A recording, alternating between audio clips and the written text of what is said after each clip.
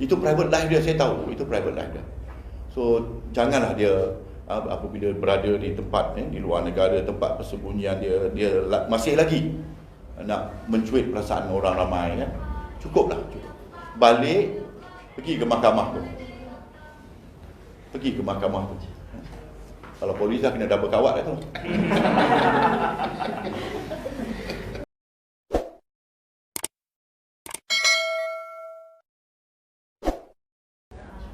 Masih soalan lain mengenai isu Niloufar. Niloufar, polis kata datang atas urusan kerja, tapi ini kita tengok dalam IG dia macam upload gambar-gambar datang bercuti dengan suami dia. Akan kita tanganilah ya.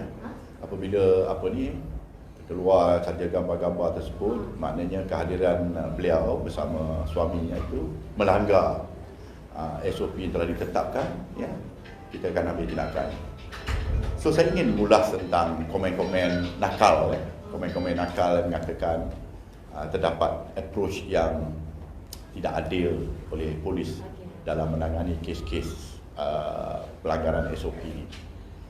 Mengatakan bahawa rakyat Marhain terus dikenakan compound, tetapi kalau VVIP ni nak buka kertas siasatan lah, itulah kenapa dilewat-lewatkan. So memang begitu keadaannya, ya. Yang dikatakan kes-kes rakyat Marhain ni tadi, ya, kes tu berlaku di depan, di lapangan bersama dengan pegawai ataupun anggota yang menahan dia kerana dia melakukan kesalahan, melanggar SOP. Dalam kes-kes yang dikatakan VVIP ni, kebanyakannya adalah kes yang kita dapat tahu kemudian, ya, dia bukan ketika itu. Jadi dalam kes sebegini, wajarnya SOP polis ialah buka kertas siasatan. Dia akan dipanggil, dirakamkan kenyataan dia, menjawab, ya, mengikut gambar-gambar ataupun video-video yang viral tadi, ya. Kamu kata kamu datang sini untuk urusan perniagaan, tetapi nampaknya berhibur lah, apa semua contoh lah, ya. So dia kena jawab lah. So itu dia punya SOP-nya. Bukan kami sengaja nak orang-orang di bawah ni akan dikenakan serta-merta, diisukan notis compound, tetapi VVIP ni saja dilewat-lewatkan. Tidak. SOP-nya begitu, ya. Tata cara tindakan polis apabila bukti itu bukan di depan kita, kesalahan itu bukan dilakukan di depan pegawai polis atau anggota polis ni. So itulah dia punya cara-cara kita mengambil tindakan. InsyaAllah kalau kita dapati bukti dia gagal, kita akan tawarkan di compound. Maksudnya berdasarkan gambar-gambar yang dia upload tu menunjukkan macam dia melanggar SOP lah. Maksudnya melanggar permintaan kerja ke? Ya, pegawai penyiasat akan bertanyakan kepada dia apa dia buatnya di situ, ya. Adakah itu sebahagian daripada kegiatan perniagaan dia? Itu macam santai-santai ya. So tak boleh. Pasal dia datang daripada negeri yang PKPP, ya, untuk datang ke PKPP. Dia tak boleh, dia ada langgar. Kalau betul lah. So isu ni apa ni tentang artis-artis ni tadi, nampaknya rancak sangat dapat coverage daripada media, ya. Ya, jadi memandangkan benda ni macam public concern kan, melibatkan orang-orang yang selebriti macam ni kan. Siasatan akan dipercepatkan ke macam mana untuk perempuan lebih khusus ke macam? Ya betul, kita akan sentiasa pegawai penyiasat ni seboleh-boleh dia nak cepat. Ya, tunggu dia balik, kita akan panggil dia datang untuk dirakamkan kenyataan dia. Kita tanya dia, ya. Selepas itu nanti baru kita tentukan untuk kita tawarkan dia compound, ya. Dan terpulanglah kepada pegawai yang diberi kuasa tu nak kenakan RM10,000 ke, yang macam saya katalah, ya, ataupun garis panduan yang telah ditetapkan oleh Menteri Kesihatan baru-baru ni, tahap-tahap apapun compound terpulang kepada apa. Tapi kesiasatan tetap kita jalankan, ya. Memang kita terpaksa buka kertas siasatan. Kita tak boleh selepas kejadian itu berlaku di tempat lain, kita datang di situ, dia tak melakukan kesalahan di depan pegawai tu, kan? Ya. Itu sebabnya kita tak boleh So kita kena buka siasatan, tanya dia. Lepas tu kita akan cuba cari saksi. Dapatkan saksi betul ke dia ada di sini-sini, dia santai-santai, dia makan angin apa semualah. Tak pakai pelitup muka ke ataupun macam-macam lah kita tanya dia. So of course kita akan cepatkan, ya. Mana-mana pegawai penyiasat pun dia kalau boleh dia tak mau simpan, ya, dia akan segerakan, ya. Hanya satulah saya tak maulah macam kita ni macam targeting, ya.